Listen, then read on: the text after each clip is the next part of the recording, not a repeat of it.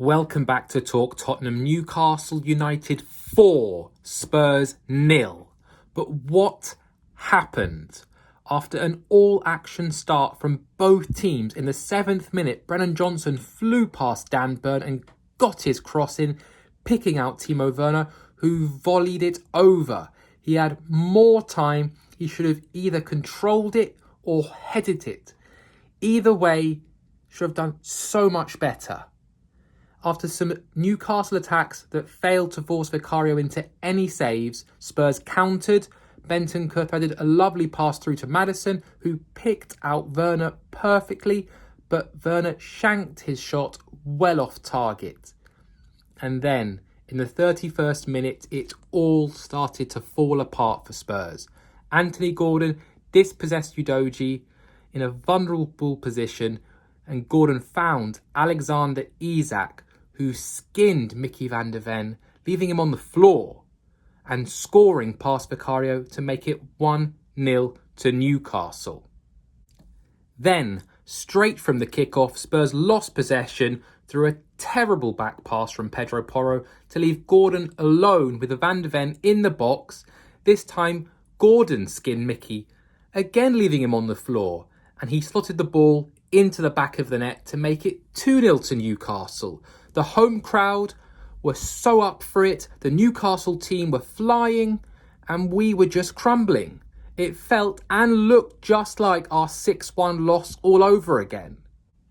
In the 42nd minute, Spurs wanted a penalty. The Newcastle goalkeeper Depravka came out of his box, missed the ball. Bentancur gets to the ball. Dan Burn kicks him high up. No foul, no red card, no penalty.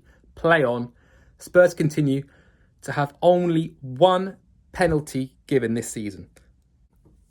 Half-time report, Spurs wasteful in front of goal and a couple of big defensive lapses to give Newcastle a deserved 2-0 lead.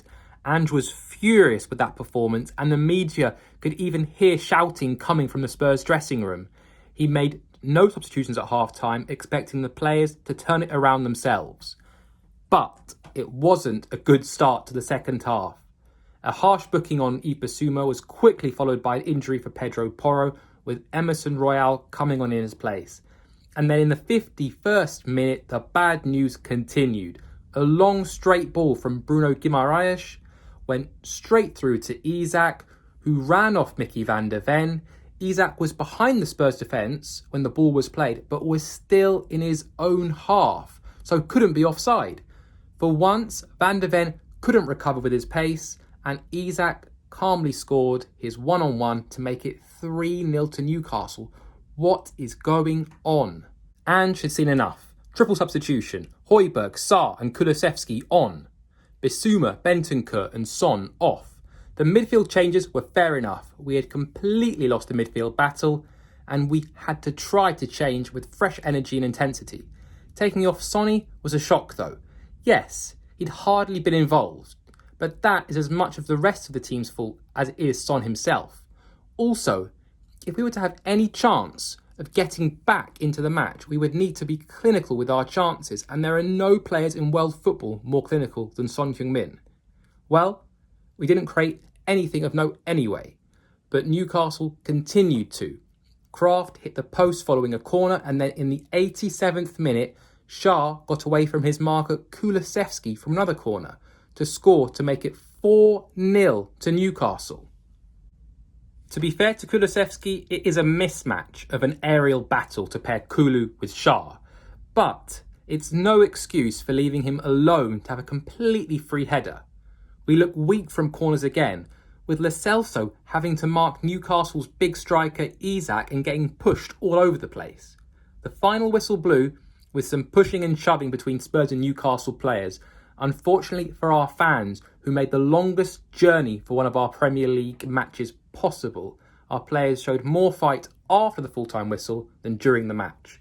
Yes, St James's Park is such a tough stadium to go to and to perform at, but against a Newcastle team with so many injuries, and especially against such a makeshift defence, to barely trouble their goalkeeper is so poor. To sum up how damaging this defeat is for us, we went into this match in fourth, ahead of Aston Villa on goal difference with a game in hand. But we end the match in 5th, behind Villa on goal difference and with the same games played. We have 2 weeks off now until our next match, the North London Derby. Our fans deserve a huge performance and result over Arsenal.